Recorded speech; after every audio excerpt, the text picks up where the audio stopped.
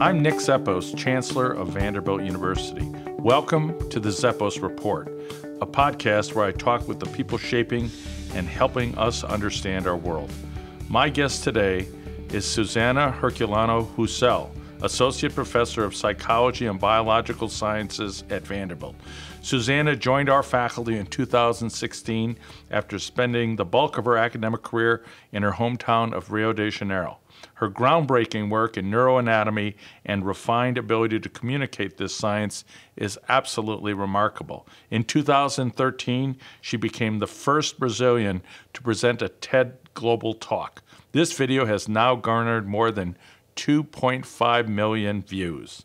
Suzana has joined me in my office to teach us, to enlighten us on the fascinating work found in her book that was published last year, The Human Advantage, a new understanding of how our brain became remarkable. Suzana, welcome to the Zeppos Report. Thank you. It's such a pleasure to be here. Well, I have to start out by kind of telling you, I remember when we were recruiting you, and I think you had probably crossed paths, given how important your work is, with Isabel Gautier and Ken Catania and John Koss and so many phenomenal people at Vanderbilt.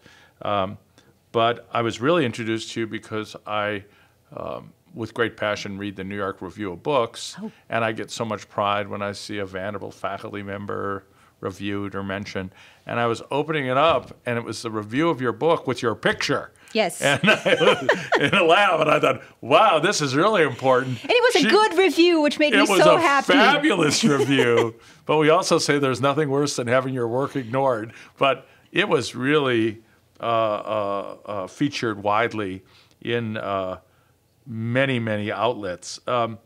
First of all, let's start a little bit with how your journey to this place of distinguished neuroscientist, neuroanatomist came about. Your parents are academics? Yeah, Your mother's a sociologist and your father's an economist? Economist, yeah. You said but. So obviously you're not. I was the first one to bring a single book on anything living, anything biological to that household. Are you saying they were in the dry disciplines? No, they're in they're in the humanities. Humanities, yeah. They're huge. I couldn't say science buffs, I guess, although they in a way they very much are. But it's just that the type of knowledge that they're interested in is completely different from what I became interested in. But did you grow up in a household where ideas and learning? Oh my God, yes. I mean, was it just part of the and reading was common, was second nature. I don't even keep track anymore of what I've read and when I've read it because it's just I can't keep up with it. But yeah, I grew up in a house where we had my parents' library was at least 2,000 books, and they were always looking for new things to read, both fiction and nonfiction, and they were always discussing vividly what they were reading. So I think what jumps to mind the most is that I grew up in an atmosphere where criticism was highly encouraged, and especially if it was informed criticism. Right, I was going to say informed criticism around the dinner table. Yeah, that was wonderful. So I think sometimes my dad has said that to me and my sister. I wonder what I did that I turned the two of you into such rebels. But inside every great scientist, there has to be, or a great thinker, there has to be a bit of the rebel, because it's like, why is it this way? I think no one has explained it, or it's wrong. I think it's the essence of scientific investigation, and that's what sets it apart from just living by accepting whatever people tell you, which leads to superstitions and just fables. But it's really just asking yourself, just taking a step back to ask yourself, how do we know this? Do we really know this, or do we think we know this? Yeah. So why are you saying this? And so, even though they are not exactly scientists, I guess, Well, we'll say they're social scientists. They're social scientists, yeah. We grew up with this sense that what you do in life is inform yourself, look for information, ask questions, and just don't accept things at face value. Just ask, why are you telling me this? Yeah. What did, looking back, do you remember a particular moment when you said, I'm interested in how the brain works? You now kind of, I think, affectionately and with a jocular sense perhaps refer to brain soup. How did you get interested in the brain and animals? I graduated from college without even realizing that we had a brain.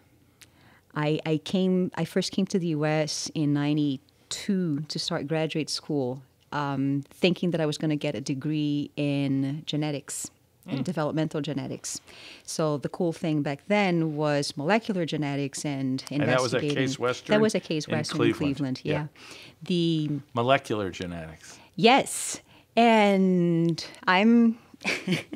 I joined the program thinking, well, I know what I want to do, and then I was told you have to take 3 rotations at least. And I'm thinking, oh, that's just a waste of time. I know what I want to do. Just let me do what I want to do already. And so I took the first 2 rotations in molecular genetics Drosophila labs that did very much similar things. But then I made friends with somebody who had previously worked as a research assistant in a neuroscience lab. And he was absolutely infatuated with neuroscience, and he asked me if he could try to convert me. So we would walk around, and this was Ken Tovar. We would walk around, and he would just keep throwing problems at me and saying, "See, there's a tree behind me. How do I know that there's a tree behind me? I can even touch it. See, it's right here, but I can see it.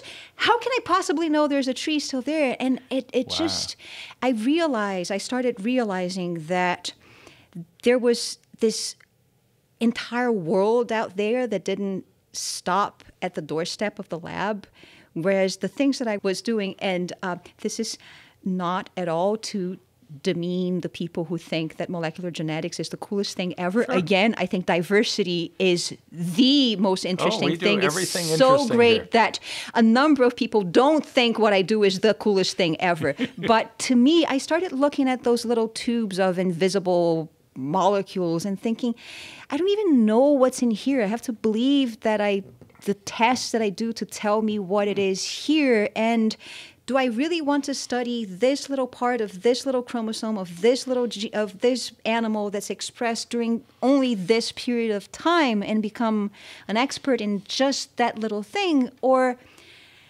do I want to try something different and maybe give it a shot? And so I went for a 3rd rotation in a neuroscience lab with Story Landis, and I never looked back because it was just one new interesting question after the other. The topics are never ending because that's what we do. It's life, and your understanding your brain is pretty much you can think of any single thing you do in your day in terms of how could I possibly do this.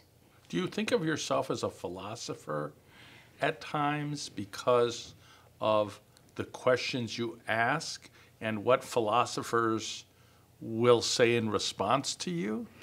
I think that's an interesting way to look at it. I think many of the scientists that we have today, back in the day, you would call them philosophers. Right, natural philosophy turned into, we just give it a different name. We don't call it natural philosophy anymore. It's just that I think that different people, depending on their interests and what exactly they do, so what tools they use, what kinds of questions they're used to looking at during their day, will have more or less of, let's say, a philosophical approach to what they're doing. I know that I am I'm not interested in the the details. As soon as something starts getting too detailed, I'm like, somebody else can figure this out. Somebody else knows, has the molecular tool. Somebody else has everything that they need to do this much better than I could. I want to go that way. There's another big question over there, which also has a lot to do, again, constraints. We're talking constraints.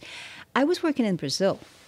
There was no possible way I could compete with people in the US, in Europe, in Australia, who were doing molecular biology and cellular biology with much more money, much more instrumentation, access to knowledge, access to other experts. Networks of people. So it was a mixture of, it was an accident of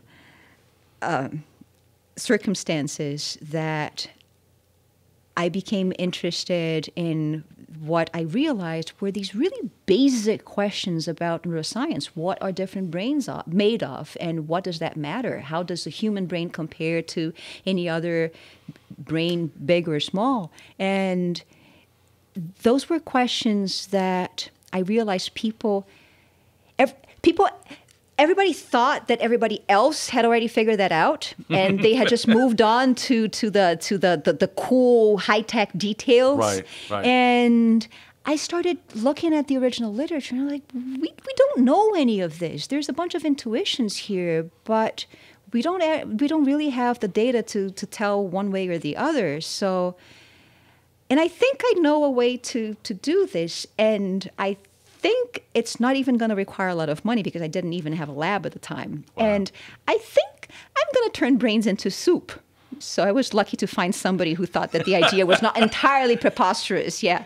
And what about, you spent so much time on brain evolution and looking across species and through time. And I think you've said that the human brain is remarkable, but it's really not unique and just of a whole different character from other. It's not special. It's not special. It's not it's extraordinary. Remarkable, but it's not special. Yes. And those seem to me the same thing, but yet. Oh, I work really hard to take deep breaths and use the right word. Yeah. So, extraordinary means literally out of the ordinary, so different from what you would expect. Special, to me, is another way of saying that. It's special. The rules don't apply, right? The regular rules don't apply. Well, but it turns out, that's one of the things that we figured out, that at least in terms of how many neurons and how many other cells the human brain is made of and how those cells are distributed, how much white matter, how much gray matter, and it turns out even how long it takes to develop, how long we live, that's a whole other news story coming up. It turns out that we're just one more point on the curve. But you only realize that once you take an interest in diversity, and more than that, you care to use very simple math to just to understand how things scale, meaning how do brains change as their size changes, right?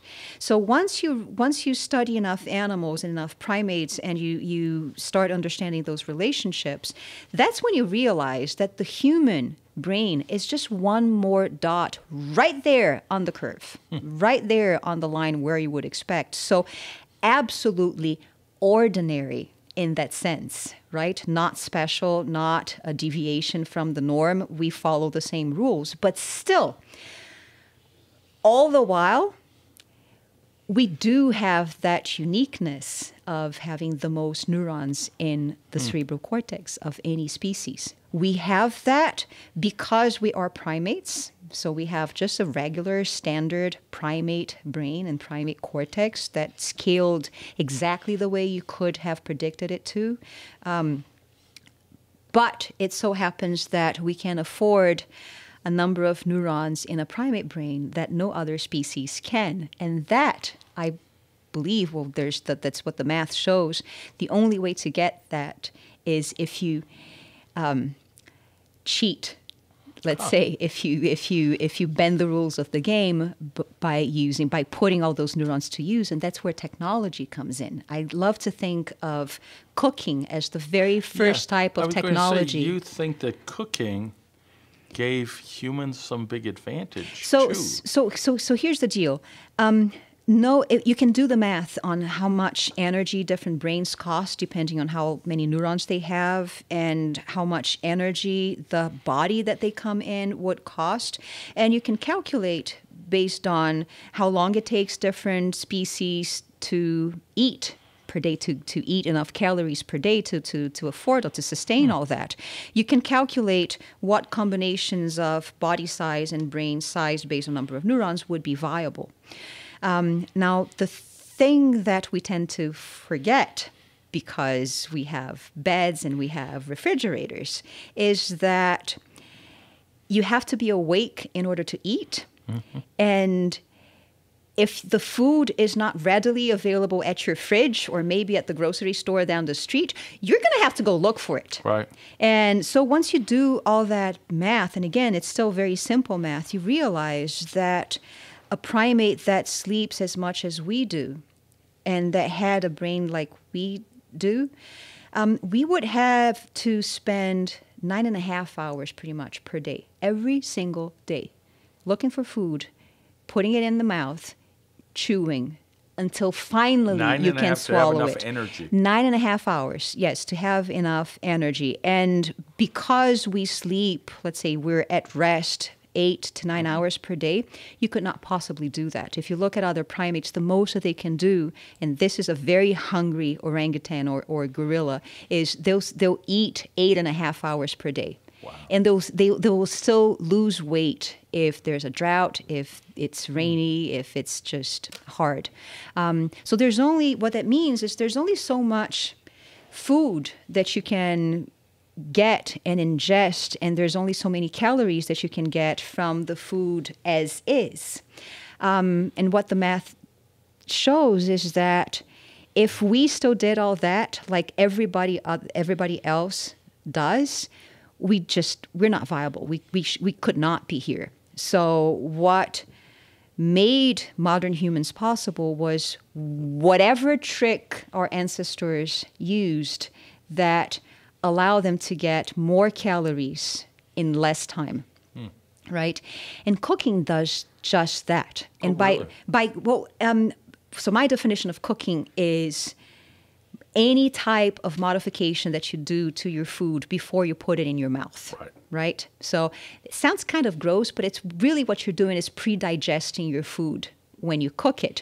And heating it up with fire is just one way to do that. But well before that, so 3 million years ago, our ancestors already had the ability, they had already developed the technology of carving their own stone tools. And once you have a stone tool, you pretty much have a knife. Yeah. So you don't depend on your teeth anymore to gnaw through hide, to tear muscle. That's all very, very hard to do. And energy consuming. And energy consuming and time consuming. So now that all of a sudden, I mean, imagine you had to fend for yourself. You're left alone in an island. You have zero tools. There's a goat. Right. You have to kill that goat first with your bare hands. You have to then eat that goat with your hands and with your teeth. And it's gonna be pretty hard. But if you figured out by then how to turn something into a cutting instrument, you can get to the muscle. You can chop the muscles down. You can use that with tubers. So all of a sudden, you have, thanks to this first technology, you can pulverize it, you can crush it, you can mash it. So, and all of that makes it much easier once you put that food in your mouth. It takes less effort to chew it. It takes less time to chew it. And on top of that, once that mashed food gets to your stomach and your intestines, it gets entirely decomposed by enzymes. Mm-hmm. So not only you can ingest more calories per time, you also get more calories out of that food in that little time. And that's the beauty of technology to me. Technology to me is by definition any kind of process, system, object, knowledge, idea that helps you solve a problem. By definition, it buys you more time. Yeah. Right? So it buys you more time that you can now use to do something else. Something else. Much right. more interesting than just going around looking for food. Including making better stones. Including making better knives. So you get divisions of this, labor that may be. So you get this very nice, I think, ascending spiral where as soon as you have enough neurons that give you the biological capability to put things together, to plan ahead, to realize, oh, if I do this, then I end up with a tool.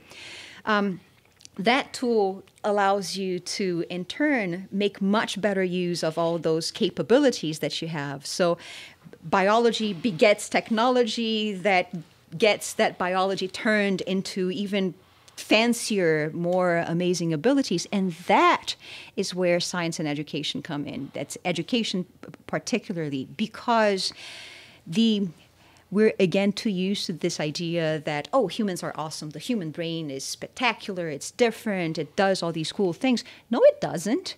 We're born with a brain that could do a whole lot, yeah, but only if you teach it to. Yeah. If you're left to your own devices to figure out how to do things, there's a fair amount that you could do and you will do by yourself. But forget about technology. Forget about building cool houses and universities and doing anything really interesting with your life, because most likely you're going to be spending most of your day just looking for food and hoping that you have enough teeth to eat them.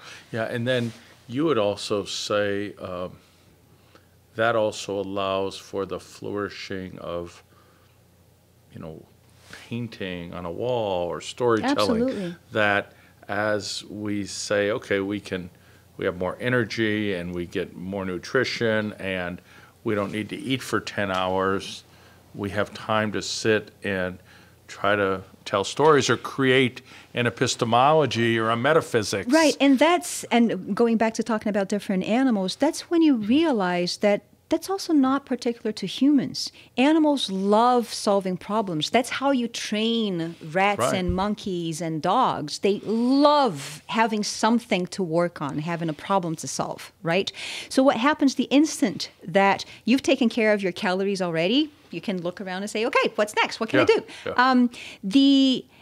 You start looking for the next problem. And if you already have one, even if rudimentary, piece of technology in your hands, just a stone tool, you can now use it and move ahead and just think of a new problem and use that tool to fabricate a new tool that will help you solve that new problem, which in turn lets you think of yet another problem.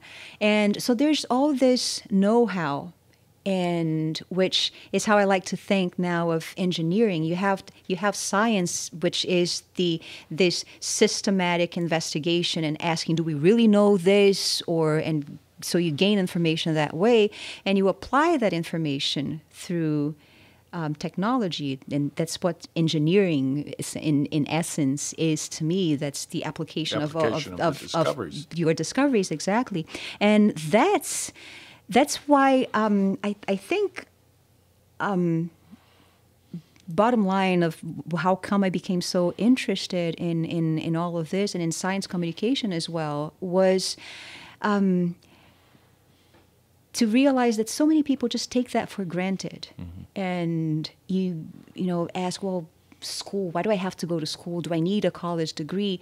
Yeah, you do. Yeah. You do, because it's only when you go to school that you expose yourself, that you have a chance to get all that technology, all that know-how and know what transferred onto you. So I've come to think that schools and universities and colleges, any place of transfer of knowledge and transfer of know-how is to be revered. We need that. Right. I think that when I think of the colleges and universities and schools, but just at our Vanderbilt, we are going to create new knowledge, and we are going to then transfer that new knowledge, and then we are going to use all those capabilities and potentials to teach people that, who will then create new knowledge along with us. And right. so, but the thing is, it takes a little bit of effort in pointing out to realize that you only get to the part where you can come up with new stuff, new knowledge, if you took the time, if you put in the effort, and if you had the people there to teach you everything that came before you. That's why I've become so interested in doomsday scenario science fiction, because they do this several of them do this mental experiment of asking how long would it take for everything that we consider to be human life. This is what modern human life is on. How long would it take for all that to be lost? And the answer from these mental experiments, let's say in science fiction, is 1 generation. Wow. All you take is That's first terrible. get rid of 90% of people on the planet, and you don't have enough people to hold all the knowledge and all the know-how, right? Wow. So that's you do need a certain number of people. The more knowledge you have, the more people you need to be able to hold that knowledge and to pass it on to the next generation. But more than that, if you don't have enough people to pass that on, you're just not there anymore. Humanity has long transcended what the individual human being can do or think or know. What, as you talk about transferring knowledge, you at the same time are, you said, your father said, how did I train these 2 rebels? You have taken on some dogma and kind of said, I think you might think that, but it's really wrong. What are some of the things that, as you started your career, you said, well, people intuited things. What did people think? What did people intuit that you said, I may be a rebel, but that's maybe good science. I'm going to challenge that. What are the things that you've really challenged?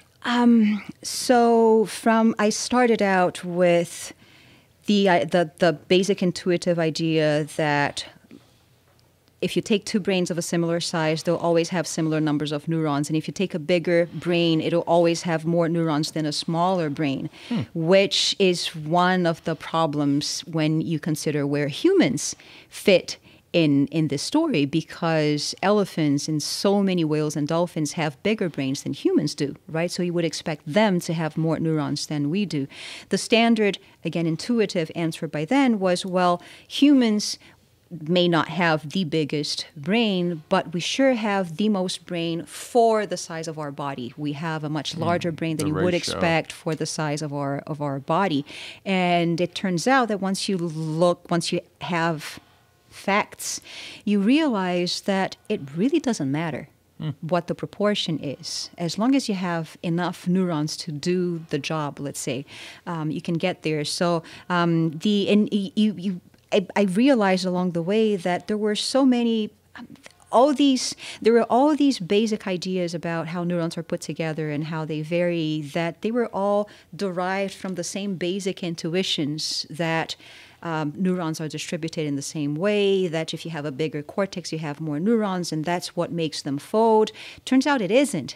Your cortex folds to a certain extent. That is pure physics, regardless of how many neurons you have in it. My favorite current problem right now is you open any textbook and you see that the bigger you are, the longer you live, because the slower your metabolism is. What the data show is a completely different story. That the more neurons you have in your cortex, the longer you live. And you happen to find an incidental correlation with body size and with metabolism just because those things are correlated with the size of the brain that's built with a certain number of neurons. And thankfully, there's enough diversity that the math can sort all this out. Are you able to measure, kind of just taking human samples and saying, this person has more neurons than that person? Is the science there for that? You're talking about living people. Yeah, is it the imaging, or is it just Not yet. too crude? Not yet. Yeah. No. Is that is that an interesting question to you to do Absolutely. it? That's in one of vivo? that's one of the things I'm planning to do here at Vanderbilt. It's to investigate the not just the variation across species anymore, but variation across individual humans. So again, the usual expectation, the intuition is that if you have a bigger brain, and men tend on average to have slightly bigger brains than women, you would expect it to have a little bit more neurons. We need to do that experiment in humans, but what we've learned from mice is that no. If you have a bigger brain, there's no guarantee that you have more neurons. There's a huge amount of variation. And is that related to your cognitive capabilities? So how many neurons you have rather than how big your brain is?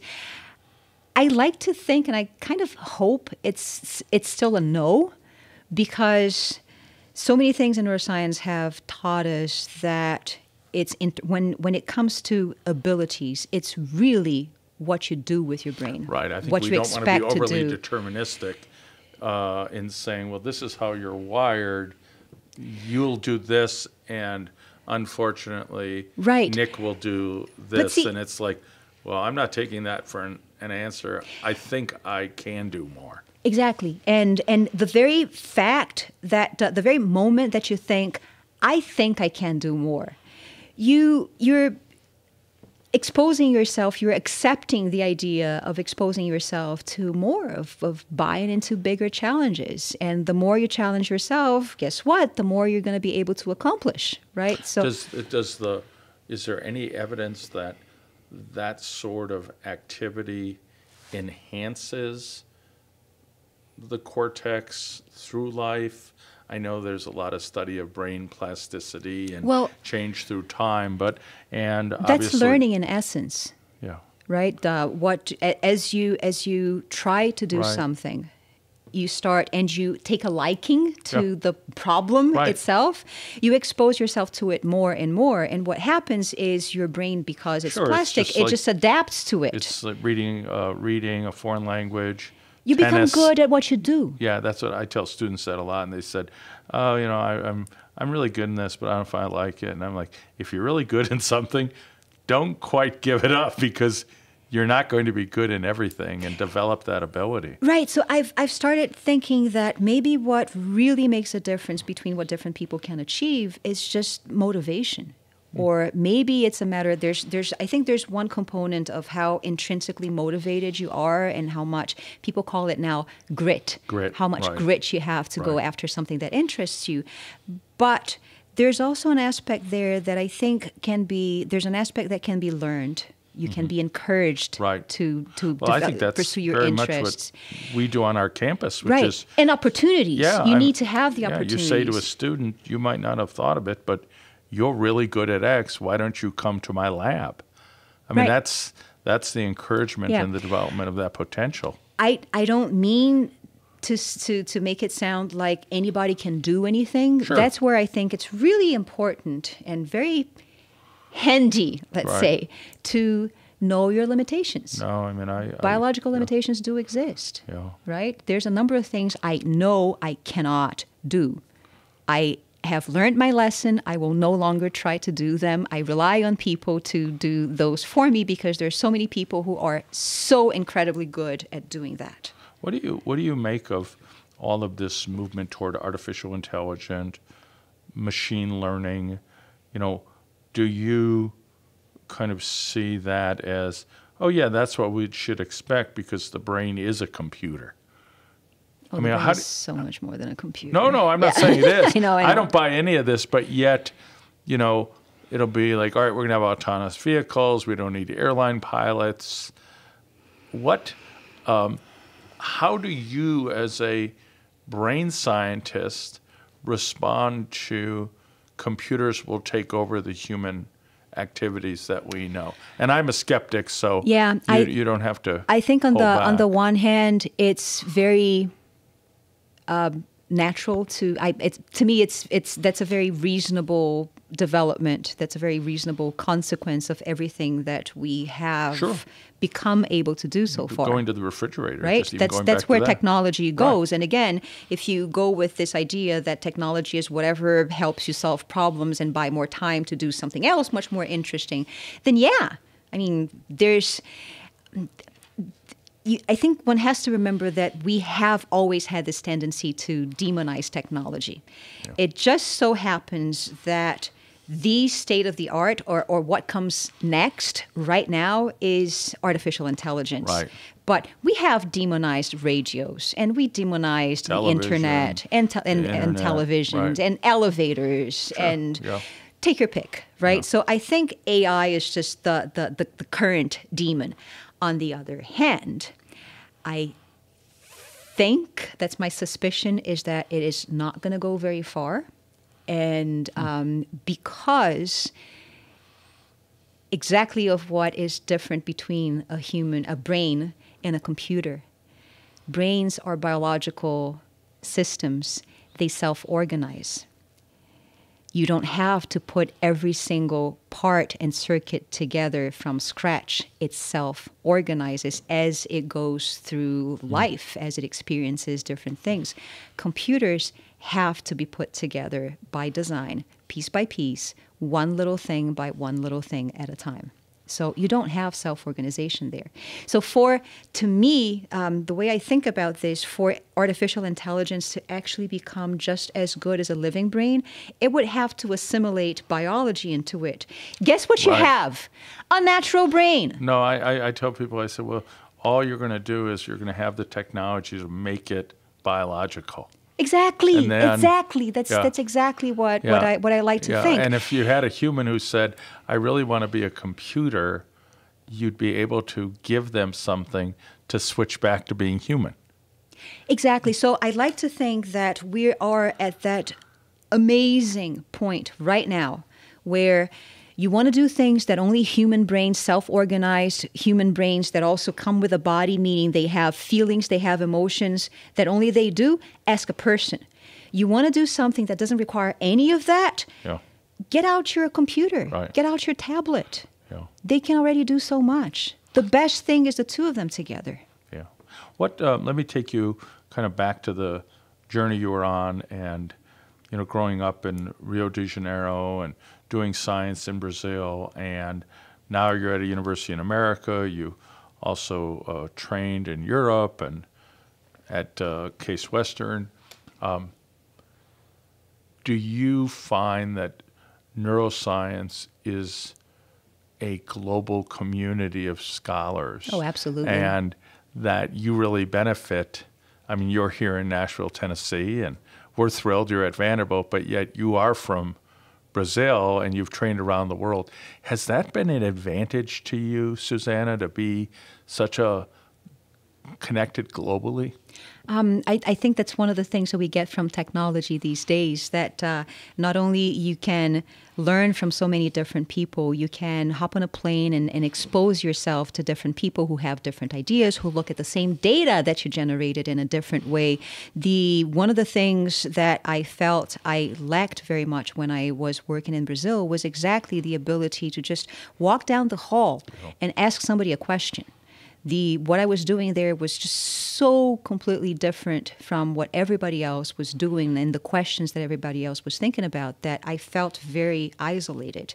And that's one of the many things that I appreciate very much about being here at Vanderbilt. There's such a wonderful, diverse community that I can just tap into and literally just walk down the hall and knock on the door and ask people to think about some things, and that is absolutely amazing. So, and on top of that, I like to think that also thanks to all this technology that we have now, science these days is a global enterprise. There really are no borders. I got when I received the offer to come here and when everything was in place and I was just literally waiting for a visa on my passport to be able to hop on a plane, I decided it would be a I should do a good deed, let's say, to the scientific community in Brazil and say, look, you guys are throwing everything away. There's no investment. There's no serious scientific policies for education, for training, for research. I can't do it here anymore. I have this amazing offer to go to an amazing place, do it all there. I'm going to do it. And if I stayed, I wouldn't be able to carry on and do my work. And a number of people I had a lot of pushback from colleagues saying, oh, you're just throwing in the towel. Oh, you're just admitting defeat and going to another country. And I'm like, first, if anybody in a regular business, if you're a director of some business and you get an offer to go to another business, nobody's going to question that. Why would you question a scientist's decision to go from one country to another, from one business to another, right? This should be, I think that's another sign of the divide, let's say, between how science actually happens and what people think that science is. There's a lot of misinformation there. But second, if it's really about making a contribution, putting my biological tools to work, solving problems, won't I be of much more service if I'm at a place where I can actually do that? So once you realize that science really is international, and neuroscientists and cardiologists and developmental biologists, they really work all over the world.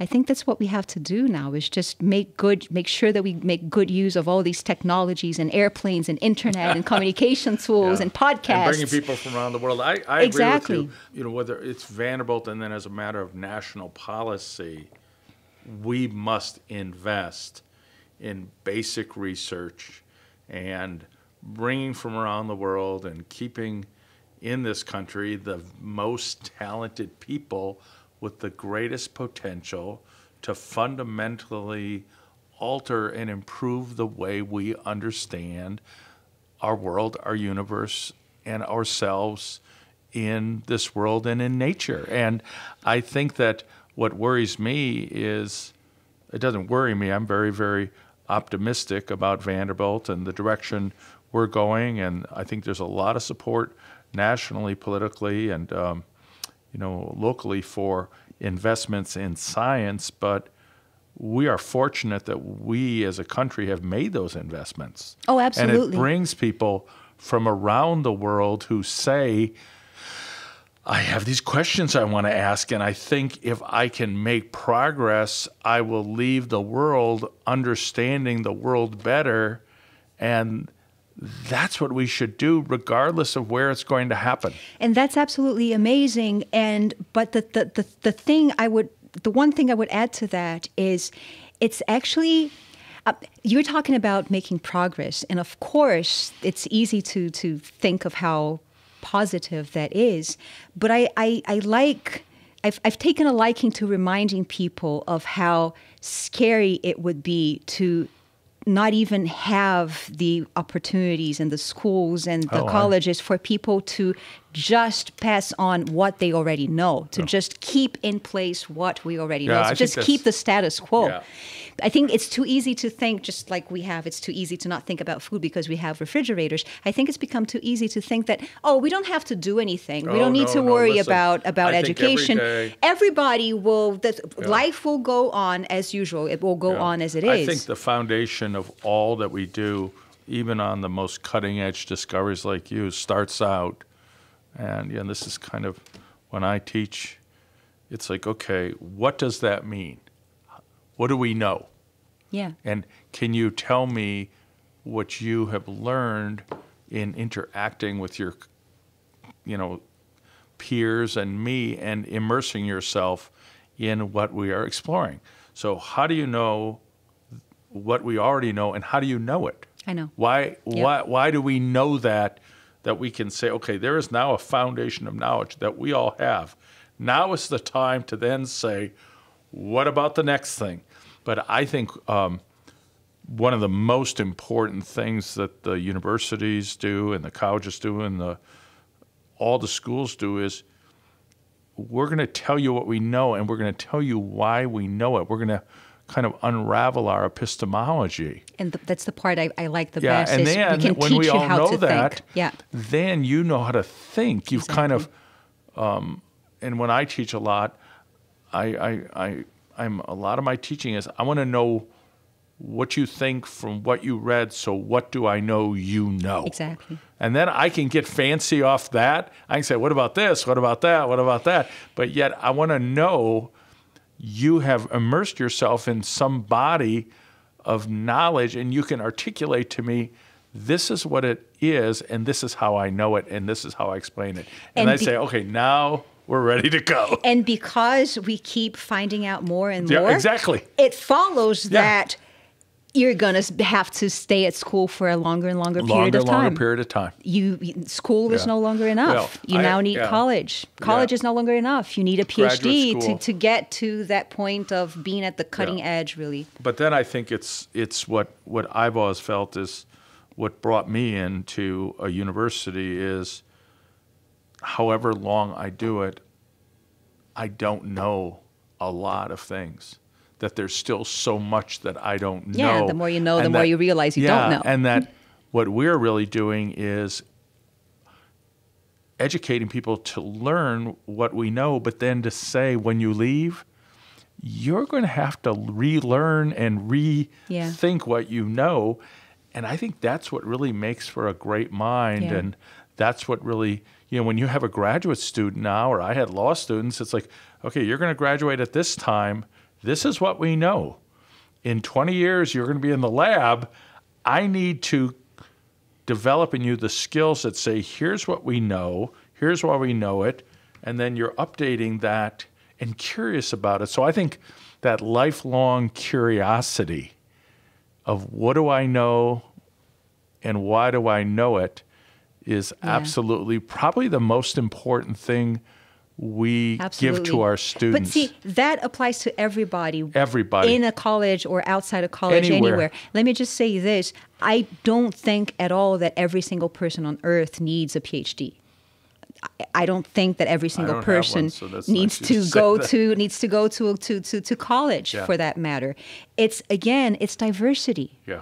It's whatever works for you. It's whatever suits you, whatever makes you happy, whatever interests you have that you can develop. It's just that as a worldwide population, we do need that diversity. We do need some people who say, I don't care about college. All I want to do is build skyscrapers or I want to put them together.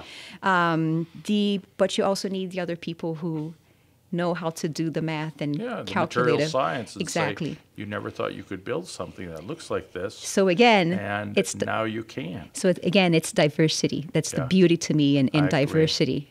Well, let me just say, Suzana, this has been delightful. Thank you for being here today. My pleasure. And more importantly, for your vast contributions to the field of neuroscience.